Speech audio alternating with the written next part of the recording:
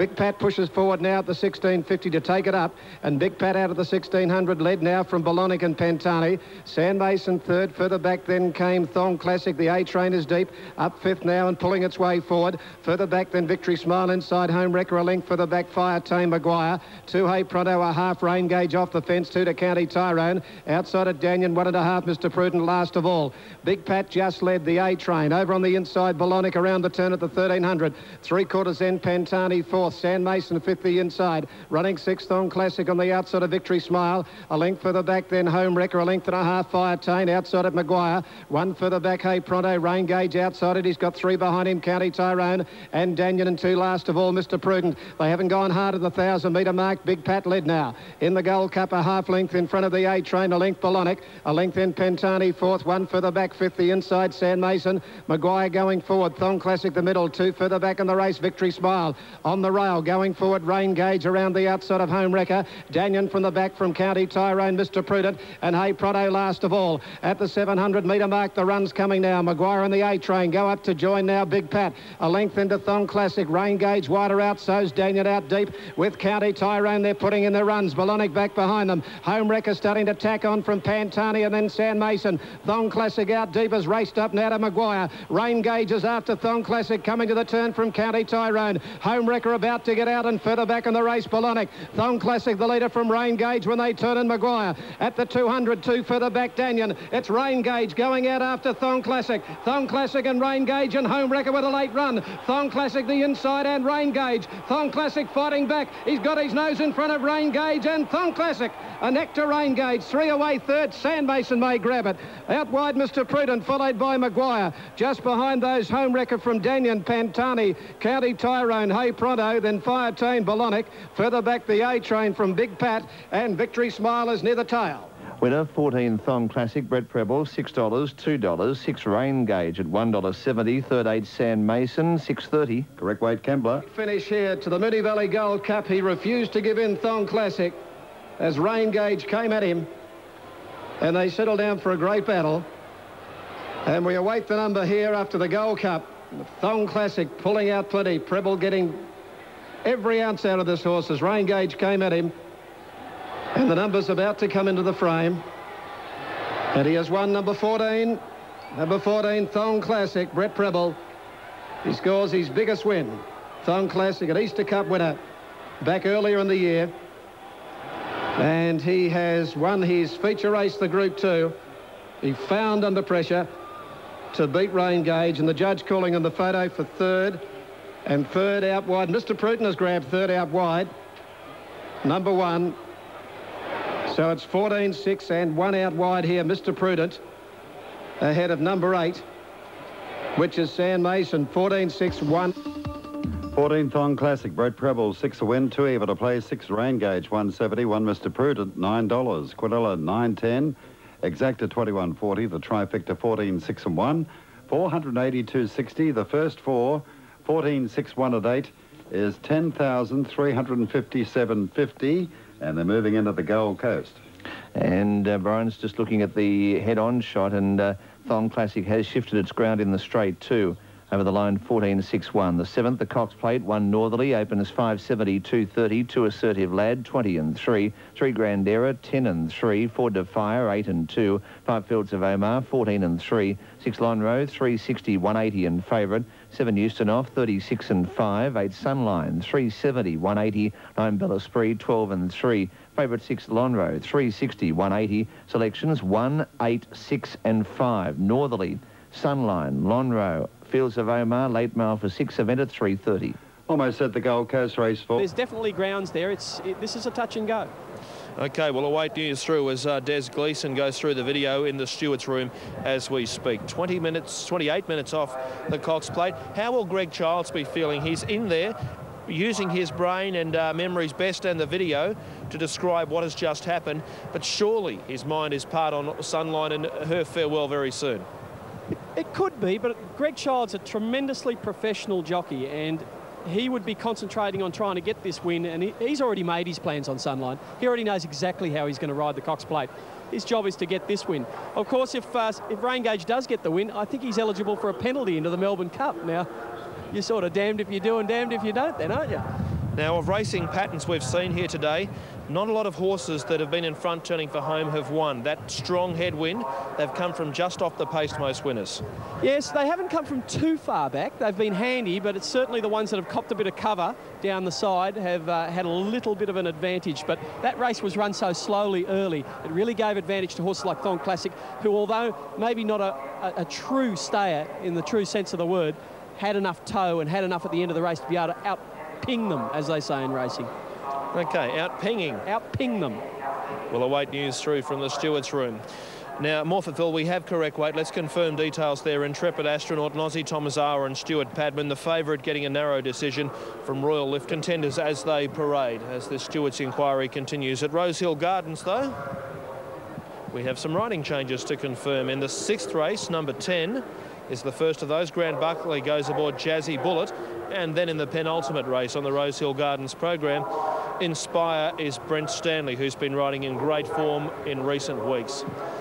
This huge crowd out on the lawns has remained out here to watch this stewards' inquiry on the big screen, and sat lapping up every minute of the drama on Cox Plate Day as we head trackside to Rosehill. Righto, Brendan, a very open race here at Rosehill Gardens. It's an event for the mares, and the favourite in New South Wales, number 5, Wandane, 4.20, just shading number 1, Moon Flute, at $4.50, now into 4.30, and in the ring, just under a half point, Wandane over Moon Flute, but a very open affair. And only the 4 mares to move up here for race number 5. 5 shading 1 for popularity, Wandane, Moon Flute. The 4th for Cosmic Rays, races well here at Rosehill Gardens. Alan Robinson beat 2 Academe, 6 Azrak, 7 4th. 6 Power Surge L. Beasley, the 3rd winner. The 2nd, 5 Hasna, Len Beasley. And 1 Bumptious Robin Freeman won the 1st. So 3 winners to Gay Waterhouse. This race is over 1,400 metres at the Gardens. In goes Bonbird and only Seesaw to complete the line. 4.10 number 5, 4.40 number 1. Now in goes Seesaw. And the red light is on. I'll soon be away on the 5th of the day. Wandane favourite over Moon Flute, and they're off. Magic Miss, one of the best out. Kessia jumped well. Dance the Breeze looking for the lead, and Wandane and Miami are right up there settling. It's Dance the Breeze from Miami. Wandane's going to be caught wide. A length Magic Miss around, flying at a deep is Seesaw, a bit more than a length away next, and the runners, they settle fully into stride. Kessia racing on the outside of Bravisa. Moon Flute second last, and a length the Bonbird. Around the first corner at the 9.50, Dance the Breeze the leader by a couple of lengths on Miami, with Wandane third. Seesaw's running the 4th, flying at us next on the inside of Magic Miss, followed by the 9-year-old mare Kessia. On her inside is Bravisa. Moon Flute second last, and 2.5 to Bonbird. No variation in order down towards the 600 marker, and the leader Dance the Breeze increasing a margin on Miami to about 3.5 from Seesaw. Then Wandane, 2 flying at him. Magic Miss, Kessia, Bravisa. Moon Flute next to last, and Bonbird brings up the rear. Dance the Breeze giving supporters a sight. Into the straight she comes, about 2.5 lengths clear. Seesaw to second. Wandane is vigorously ridden. Miami's dropped off, and then comes Magic Miss, and Kessia heads the others. Moon Flute's on the extreme outside, but Dance the Breeze with a New Zealand boy aboard. Shane McCann shows the way. Closing the gap is Kessia. Dance the Breeze starting to shorten stride, and Kessia's picking her up. Kessia going home the better, and Kessia gets there from Dance the Breeze, Bonbird, Seesaw, Moon Flute and Magic Miss. And then flying at a Wandane in Miami, and Absolute was Bravisa. Kessia, written by Johnny Grisdale. 13.20, eh? Kessia. Age shall not weary them, nor the years condemn. 9 years of age, and most 9-year-old mares would be out in the paddock now, either waiting to become mummies, or have a foal, or being prepared to go into the motherhood business. Kessia, top rater, gets the cash from Dance the Breeze, Bonbird. John Grisdale for Chris Waller, collecting the cash at Rosehill Gardens. That's the 5th race. Now, a true legend of Aussie racing is just being introduced to the crowd here. His name is Superimpose. And 10 years ago to this very day, this horse in these colours won what has arguably been the strongest Cox Plate for a long time, and since then up until today. There he is with Greg Hall in the saddle, Richard. He is 18 years of age, superimposed. He looks absolutely magnificent for an 18-year-old horse. The age has not wearied him one little bit. What a great horse. The crowd are really warming to him, giving him a big wave. And gee, it doesn't seem 10 years ago, but he beat one of the greatest fields ever assembled, perhaps a greater field today. But old Super would be lapping that up, just loving it. He's such a docile horse. Was he always like that when he was in work? No, he was a spooky old horse. He's very wary of everything, but he's done a lot of public appearances now, so he's become quite the professional. Just like the man who was with the Freedman team for so many years. Richard Freedman joining us today, a member, of course, of the famous brothers who have brought so many stars to the track. Speaking of stars, Larry Olsen stands... Racehorse. I'm sure of it. One of the modern-day stars of racing. Race is due to go in 19 minutes on course. Northerly has eased a tad. It's the on-course favourite from Lonhro and then Sunlight. It's a race of tactics. It's a script which will unfold, no doubt, for... It'll be spoken about for weeks, months, years. It's the greatest race since Superimposed won it, I think, and it'll be perhaps another 10 or 20 years until we see a field as good as that horse on screen beat. And look at him. He's still an old showman. He sure is. Well, speaking of interesting stories, there is one very interesting story this afternoon. Northerly. Patrick Payne on board for the first time as Northerly hopes to continue his dominance over Sunline. Let's hear what Patrick Payne has to say with Alf Matthews. Paddy, you must be absolutely thrilled picking up the ride on Northerly. Great thrill. It's an honour to be on him at last. Paddy, you opted not to ride Spinning Hill because of weight reasons. Why? Well, I was coming off a 2-week layoff, and I felt as though, you know, getting down to near my limit weight, I just thought I'd be better off just taking the easier road in and just riding this horse at a heavier weight, and also with not carrying as much dead weight as well. And Paddy, how do you see this race panning out?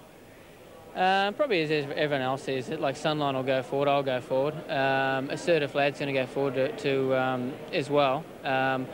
But we'll be all on the 1, 2, 3, and we'll just see what happens getting to the first corner, and we'll sort ourselves out from then onwards, I think. Does it concern you coming off a 2,400 metre race back to a 2,000 in 7 days in terms of perhaps losing a bit of speed?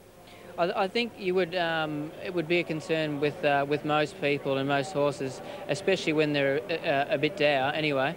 But not so much with this horse. I've said all along that he's such a tough horse, and he's a hard horse to dent. So, and also when you analyse the Caulfield run the other day, it was ideal really. Like he had a very soft gallop until about the 800, 600, and he had a strong gallop from then onwards. But from my point of view, it was very good.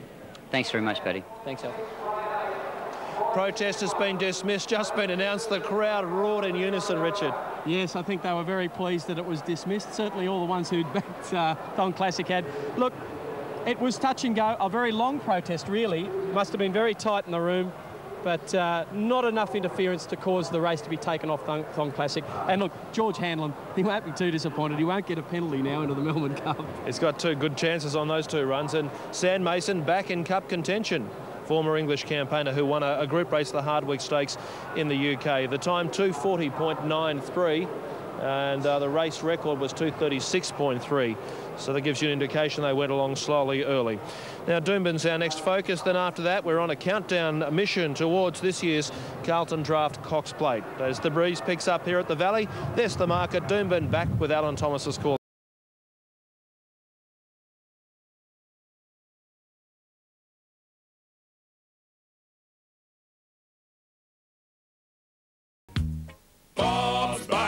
Has eased, I can tell you, a full point on course, and she's now unders on the tote. So she's had an attack of the blows, whereas Northerly and Lonhro remain the firm first and second elects. This stage there has been no firmers on course, and if there's any news, we'll pass that along to you. Now the jockeys are being introduced to you, the most famous set of colours in the world, the Godolphin colours. Coming out, Frankie Dettori, who rides Grandira, a horse who he says is on ability the best in the world, and he has ridden the likes of Dubai Millennium and Swain and so many good horses. He rode Spinning Hill to victory earlier this afternoon. And there is Defire's rider, Chris Muntz, a young rider who sits aboard an exciting and explosive galloper called Defire. In just a moment, once these jockeys have been introduced, we can take you through the runners for this rich feature, a leg of the World Series. And Damien Oliver aboard Fields of Omar. Damien gets the chance to add another one to his honour roll. He's been successful formerly in the Cox Plate. The likes of Dane Ripper at big odds. And Bart again this year sends Houston off around. Now, correct weight at Rose Hill as Darren Beedman's introduced to the crowd. It's Kessie, the top rater in the Sky ratings, ahead of Dance the Breeze and Bondbird, 8, 6 and 3. Now, at Doomben, let's confirm interim details on 6, 9 and 4. Aaron Spiteri for Kay Tinsley. OK, Greg Childs, the rider of Sunline. The crowd begins to roar. The emotion begins to well. But before we focus on each of the runners, let's take a look at the Morphettville details. Naden from Gold Anthem, Red LaBelle and Quantum Leap. 3, 1, 2 and number 10. Latest in market figures. Let's check those out for you. 10 minutes until the Cox Plate. It's Naden at $2. Outside of those, Red LaBelle's in the market. Not much between Miss Scarchi and Gold Anthem. And we check over the page, the Schweppes handicap. OK, runners parading. Alf Matthews standing by.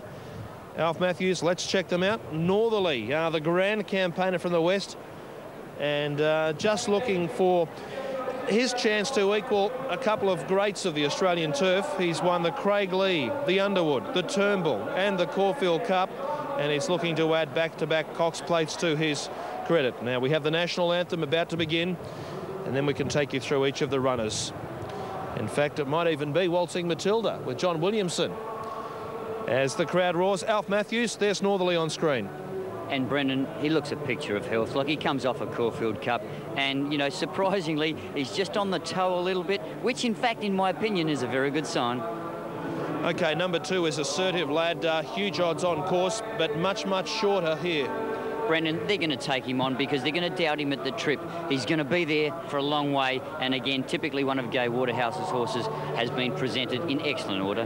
Now, how is Grandera? What mood's he in? Well, I tell you what, if you had your pick of the yard, you'd clearly have number 3 Grandera on top. They say he's a fizzball, a lunatic, whatever. He is very relaxed here today, and he hasn't turned a hair. Now, Defire, the track is firm, comes right into this race. Yes, it certainly does. Whether it gets the right sort of run in transit, it's going to be back in the field. But again, this has been presented very well by Guy Walter, dappled up beautifully around the neck. OK, there is Grandera on screen, the 3. $9.30 and $3 on course. Very, very similar odds. Number 4 is Defire, the son of De Heer, prepared by Guy Walter. And he's looking to add the George Main, Theo Marks and Warwick Stakes to his credit. And there is Defire. Now, Fields of Omar. Tony McAvoy believing perhaps this horse has been a bit undersold this week, Alf Matthews. I've got no doubt people are underselling him based on his performance here in the Fian when he never left the fence to claim victory over Magical Miss. Again, the horse has been presented well, coming off a Caulfield Cup game performance, running second to Northerly. At the weights, cannot turn the tables. Alf, before we get swept up in this post-Sunline emotion, tell us how Lonhro looks. Oh, Brendan, he doesn't quite look like Octagonal, his father. He's a different design horse, but he looks a picture of health. I tell you what, there is nothing spare on him, perfectly presented. OK, there is Fields of Omar on screen for you at the moment. The son of Rubiton, hoping to emulate the feats of his famous father. And just finally, how does the great mare look, Alf? Absolutely fantastic. I made the comment she looked better here, breakfast with the best the other day, as opposed from Caulfield in the Yalumba. Well, I tell you what, I reckon she looks even a touch better again. OK, I'll come down and join us for the late mail very, very soon. The flags of the world are being walked down onto the track as we speak. And this is a leg of the World Series. Richard Freedman, you're looking at a world-class international showcase. What took your eye in the mounting yard? I thought Lonhro looked outstanding. I've never seen Lonhro look better. I thought Sunline looked very, very well and healthy. She may have improved a touch. Grandera looks beautiful, but he's in some sort of mood. He nearly took out a photographer in the ring, went within a bee's digit of taking her head off, and that was very close. And he was lining a few photographers up too. He's very quirky, he's very eccentric, but he's very brilliant. But he's not upset. He's quite cool and calm out there. But look, I thought the whole field looked well. They're the best horses around. Why wouldn't they look well? Even Assertive Lad has very much improved since his last run too. So, look, if you had to pick one on looks, Lonhro looks a picture. OK, Late Mail is about to kick in. On course, Sunline has been easy. Clear-cut Northerly ahead of Lonhro. And then we go to Sunline. So I can tell you we have a protest on at Doomben as well. Second against first, 6, 9 and 4. Aaron Spiteri and Kate Tinsley were the first to cross the line. The runner-up, the 9, has fired in a protest. So closing stages is the alleged grounds. Late Mail numbers here, 8, 1, 3 and 9. 8, 1, 3 and 9. The field comes onto the track. We watch Northerly go by ahead of Assertive Lad. Late Mail time with Alf Matthews. Number 8 on top, Sunline. Looks an absolute picture of health. Fantastic. She'll get the right run in transit. Number 1, Northerly. Paddy will be a touch aggressive, unlike his normal style. He'll go forward and be there. Number 3, one of the loveliest horses I've ever seen. They say he's a lunatic. He is perfectly relaxed today, probably because of the cooler conditions. And number 9, Bel Esprit, if it gets the right run in transit, will run very well. 8 ahead of 1, 3 and 9. OK, I can tell you as we're about to watch Sunline, the last to leave after Bel Esprit goes past Richard, the winner of 13 Group 1s, 32 races, $11.2 million. We really salute her. The greatest mare you'll ever see race. You'll see her for the last time today. And she deserves every accolade that can be heaped upon her. A career like that comes along once in a lifetime. And I tell you what, it's a sad day to see her go, but she's earned her retirement. She's earned every day of it. OK, and here she comes, the great mare to the roar of the crowd. This time last year we saw Northerly to the fore. He's had a great record against Sunline of late, Andrew Bensley. Fred Kersley's here as the crowd roar for a champion, Fred. Your emotions must be mixed at the moment. Yeah, certainly. Just a great race for great horses. Sad to see the passing of Sunline, but she may go out with a bang in any case, so that'll be great. Your horse is spot on. You couldn't get him any better? I have no excuses. The tactics hold the key. Yeah, very much so. I can't work them out myself, so it's over to Patrick. All right, well done, Fred. Good luck. Thank you. And the roar there for the champion mare, Brendan, a great roar. Hopefully she doesn't get too excited because they wanted to do it before the race, just in case she got beaten. Richard, special moment. It is a great moment. It's one of the moments you want to be on a race course. Right now, as Sunline tries to take control of Claire Bird, she really wants to get going.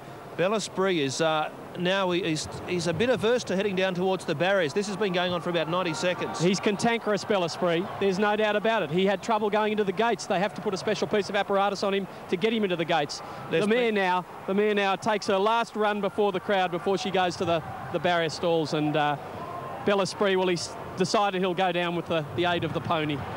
Bel Esprit, there's been solid backing it on track. He's back into being value on Super Tab. Have a listen to the crowd.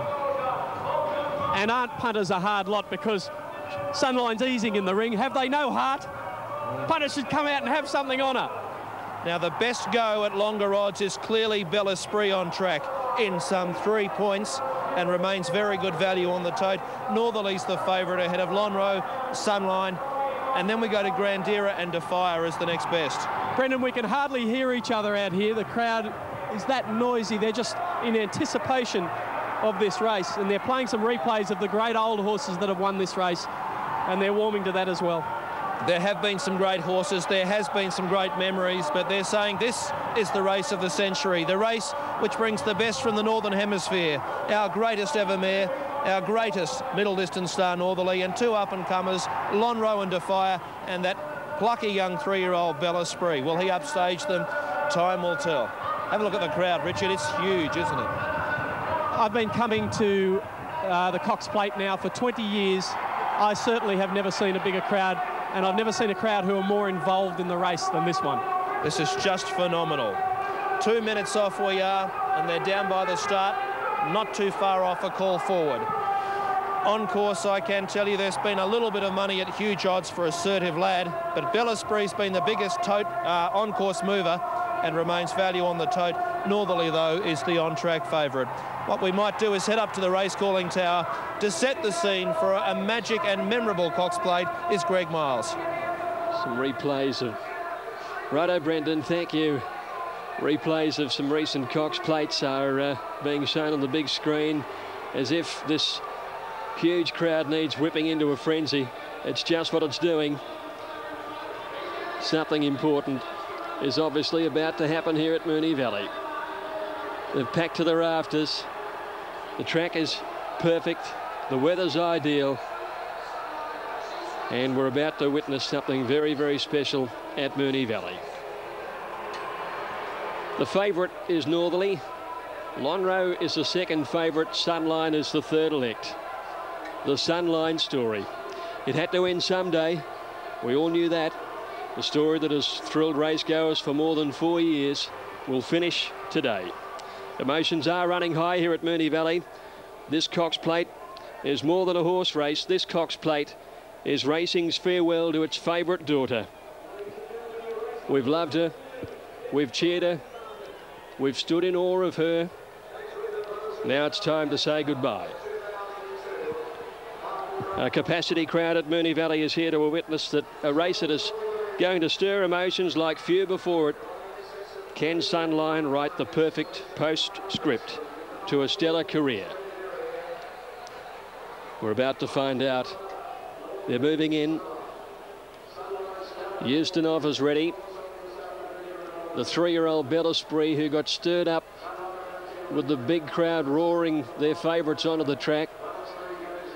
And the greatest roar, of course, reserved for the Wonder Mare, the queen of the turf. Bel Esprit locked away in 2. Ustinov is ready. Sunline going to the barrier for the 48th and final time in a career that has touched so many people right across the world. Here is Grand Era coming in. Frankie Dettori having his first ride. And now Sunline taking her place. The Sunline story. Just a few pages remain now. Here's Northerly, twice the Great Mare's conqueror. Now Defier. Lonhro's about to get set. He beat the Great Mare in the Yalumba. Can he do it again? He is the heir apparent. Son of Octagonal, who won here. Fields of Omar is ready. So one to move in as Assertive Lad. Just what will Jim Cassidy do? Will he go forward? Will he worry Sunline for the lead? 2 minutes of enthralling sport about to unfold. They're ready. They're set. Set for the Cox Plate. Racing. The last chapter unfolds. Sunline, one of the first out. Northerly got away quickly and immediately strides up to her outside, and he went back on Assertive Lad. Bel Esprit third the inside down to the post. The Sunline does it easily. Defier is fourth. Ustinov the inside, then Grand Era. Fields of Omar, followed by Lonhro and 2.5 Assertive Lad. Sunline out of the straight, and she's coasted through the first part. Bel Esprit is following her. Northerly is third. 2 lengths further back, Defier. Outside Ustinov, 2 Grand Era. Then Fields of Omar, followed by Lonhro, and last of all Assertive Lad. Well, it's going to script so far. Lonhro controls the early part of the Cox Plate, leads by 1.5 lengths. In second placing Northerly. On the rails, third is Bel Esprit. Defier is fourth with cover. Ustinov the rail, and then Grand Era. 2 lengths Fields of Omar, and Lonhro back second last with Assertive Lad. Sunline now starting to wind.